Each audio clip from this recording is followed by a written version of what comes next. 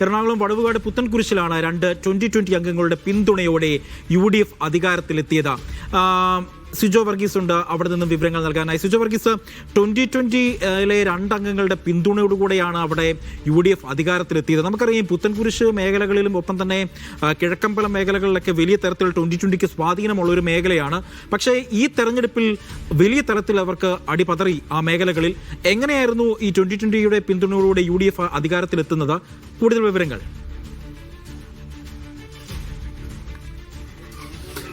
അജി, 2020-യെ കാര്യമായി അടുപ്പിക്കാത്തത് തന്നെ തദ്ദേശ തെരഞ്ഞെടുപ്പിൽ മുമ്പോട്ട് പോകാമെന്നൊരു കണക്കുകൂട്ടലായിരുന്നു UDF-ഉം LDF-ഉം സ്വീകരിച്ചത്. പക്ഷേ ചില നിർണായക ഘട്ടത്തിൽ അത് 2020 തീരുമാനമെടുക്കുകയായിരുന്നു. അതാണ് വടവുകോട് പുത്തൻകുരിശ് പഞ്ചായത്തിലും സംഭവിച്ചത് എന്നാണ് നമുക്ക് മനസ്സിലാക്കാൻ സാധിക്കുന്നത്. ഈ എറണാകുളം ജില്ലാ പഞ്ചായത്തിലാണെങ്കിൽ സംവരണ വിഭാഗത്തിൽ നിന്നുള്ള ആളാകണം പ്രസിഡന്റ് എന്ന് അവർക്കായി നീക്കിവെച്ചതിനാൽ അവിടെ കാര്യമായി എതിരില്ലാതെ തന്നെ UDF-ലെ KG രാധാകൃഷ്ണൻ തെരഞ്ഞെടുക്കപ്പെട്ടു. ജില്ലാ പഞ്ചായത്ത് വൈസ് പ്രസിഡന്റായി സിൻഡ ജേക്കബും തെരഞ്ഞെടുക്കപ്പെട്ടു എന്നുള്ളതാണ്. മറ്റൊന്ന് ഈ ചേന്ദമംഗലം പഞ്ചായത്തിലാണ്. ചേന്ദമംഗലം പഞ്ചായത്തിൽ ആര് അധികാരത്തിലെത്തണമെന്ന് തീരുമാനിക്കുന്നത് ഏക സ്വതന്ത്രനായി ജയിച്ച ആളായിരിക്കും എന്നത് നേരത്തെ തന്നെ നമ്മൾ തന്നെ റിപ്പോർട്ട് ചെയ്തതാണ്. അതുകൊണ്ട് തന്നെ അദ്ദേഹം ഇക്കുറി മുൻ CPM അംഗമായിരുന്നു. പക്ഷേ റിബലായി മത്സരിച്ചതുകൊണ്ട് പാർട്ടിയിൽ നിന്ന് പുറത്തായതിനെ തുടർന്നാണ് പിന്നീട് സ്വതന്ത്രനായി മത്സരിച്ചത്. അദ്ദേഹം UDF-ന് പിന്തുണ നൽകിയതോടുകൂടിയാണ് കോൺഗ്രസിലെ PA ഹരിദാസ് പ്രസിഡന്റായി തെരഞ്ഞെടുക്കപ്പെടുകയും ചെയ്തിരിക്കുന്നത്. മറ്റൊന്ന് പോത്താനിക്കാട് പഞ്ചായത്താണ്. പോത്താനിക്കാട് പഞ്ചായത്ത് വളരെ നാടകീയമായ സംഭവങ്ങൾ അരങ്ങേറിയ ഒരു ഇതായിരുന്നു. അതായത് അവിടെ LDF-നും UDF-നും തുല്യമായ കക്ഷിനിലയായിരുന്നു. നറുക്കെടുപ്പ് LDF-ന് തുണച്ചു എന്നാണ് ഏറ്റവും പ്രധാനപ്പെട്ട ഒരു കാര്യം. അതിൽ LDF-ലെ KP ജെയിംസ് വിജയിച്ചു. മറ്റൊന്നാണ് അജിത് നേരത്തെ സൂചിപ്പിച്ചതോടെ വടവുകോട് പുത്തൻകുരിശ് ബ്ലോക്ക് പഞ്ചായത്തിൽ നറുക്കെടുപ്പ് ആണ് അവിടെയും വേണ്ടി വന്നത്. ബ്ലോക്ക് പഞ്ചായത്തിൽ LDF ആണ്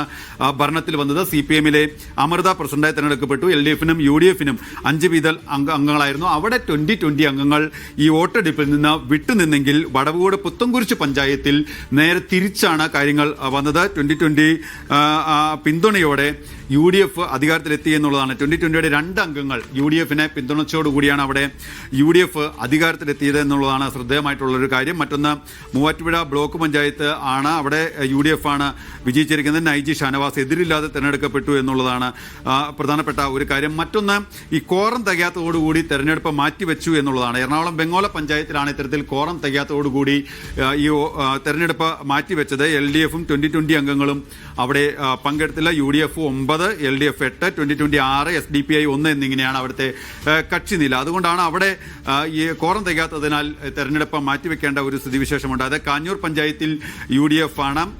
UDF-ലെ സെബാസ്റ്റ്യൻ പോൾ പ്രസിഡന്റായി തെരഞ്ഞെടുക്കപ്പെട്ടു. കാലടിയിൽ UDF-ലെ പൗളി ബേബിയും ഒപ്പം തന്നെ എറണാകുളം മലയാറ്റൂർ നീലേശ്വരം പഞ്ചായത്തിൽ സലോമി ടോമി UDF.